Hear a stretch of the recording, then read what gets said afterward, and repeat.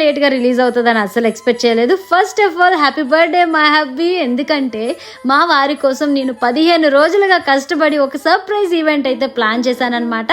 అది కూడా మన చిత్రాలయ మా ఎంట్రన్స్ లోనే బొకేతో సర్ప్రైజ్ చేయించాను. హ్యాపీగా తీసేసుకున్నారు. ఏంటి ఎవరని అడగలేదు, కానీ తర్వాత బ్యానర్ అలా పడగానే చాలా అంటే చాలా సర్ప్రైజ్ ఫీల్ అయ్యారు. అంతేకాకుండా నాకు కూడా చాలా సర్ప్రైజ్ అయింది. ఎందుకంటే ప్లాన్ అయితే చేశాను కానీ అవుట్పుట్ ఎలా ఉంటుందని మనకు కూడా తెలియదు. పైనుంచి ఫ్లవర్స్ ఒకసారి పడగానే మా వారైతే చాలా హ్యాపీగా ఫీల్ అయ్యారు. అంటే చుట్టుపక్కల చూస్తున్న వాళ్ళందరూ షాక్ అయ్యారు, ఏంటి ప్లానింగ్ అని చెప్పేసి.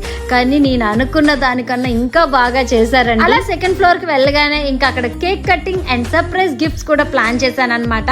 ఇదంతా కూడా గ్రాండ్ సర్ప్రైజ్ మేకర్స్ వల్లే సాధ్యమైందండి. ఎందుకంటే వీళ్ళతో నేను కాంటాక్ట్ అయ్యి దగ్గర 10 days నుంచి కంటిన్యూగా ఫొటోస్ ఇచ్చి నాకు నచ్చినట్టు నేను డిజైన్ అయితే చేయించుకున్నాను. అంతేకాదండి, వీళ్ళు మనకు అనుకున్నట్టే టైంకి అక్కడ ఉండి ఎగ్జాక్ట్ టైంలోని అన్ని బాగా అరేంజ్ చేశారు. నేనైతే చాలా హ్యాపీ ఫీల్ నేనైతే ఎంత హ్యాపీగా ఫీల్ అయ్యానో దానికి 1000 times మా వారు ఇంకా హ్యాపీగా ఫీల్ అయ్యారు. అతని ఫోటో బ్యానర్ లో అలా చూసుకోగానే, అంతేకాకుండా అక్కడ గిఫ్ట్లు అండ్ అక్కడ కేక్ కటింగ్ చేయించగానే చాలా అంటే చాలా హ్యాపీగా ఫీల్ అయ్యారు. అండ్ ఫైనల్లీ మా వారి బర్త్డే ఎలా జరిపించాలనుకున్నానో అలా అయితే జరిపించేశాను. నాకైతే సర్ప్రైజ్ తీసుకునే కన్నా సర్ప్రైజ్ ఇవ్వడం అంటే చాలా ఇష్టం. అండ్ మీరు కూడా ఎవరికైనా సర్ప్రైజ్ చేయాలనుకుంటే మీ ఫియాన్సీకి, మీ పేరెంట్స్ కి, మీ మమ్మీకి, మీ సిస్టర్స్ అండ్ కజిన్స్ ఎవరికైనా సర్ప్రైజ్ చేయాలనుకుంటే ఒక్కసారి కాంటాక్ట్ అయిపోండి గ్రాండ్ మా సర్ప్రైజ్ మేకర్స్ వాళ్ళని. వీళ్ళ ఫోన్ నెంబర్ అయితే స్క్రీన్ పైన ఇస్తున్నాను. అంతేకాకుండా వీళ్ళ ఇన్స్టాగ్రామ్ పేజ్ ని కూడా కింద ట్యాగ్ చేస్తున్నాను. ఒకసారి వెళ్ళి చెక్ చేసేయండి.